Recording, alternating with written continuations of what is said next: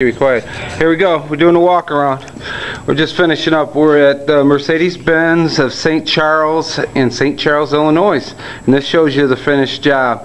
This is a 15-panel job. We had to attach a 2x6 to this back wall. We had steel gauge or steel studs, 20 gauge steel, and we attached to that. And then we built these little things for their fixtures back here. They're actually hanging on that. And this is their back wall. This is pegboard attached to a block wall or concrete wall.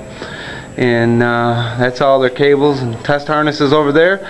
And they also have some down at this end where they can add some more if they need to. But here's their two shelves. Their kits are all labeled. On the bottom of here we have recommended tools broke down for them, and in that top box is Gray Hardware.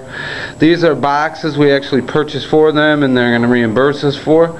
Here's another shelf with all their fixtures on it, and back in here we built another little area and we got another fixture hanging. And then on this back panel we got a bunch of their fixtures. We should have room to grow in their system. That's miscellaneous back there. But then we've got, and this was a service group. We broke this up into service group. And you see if I can get in here and show you a picture of it. This shows you kind of what it looks like. Here's a nice full panel.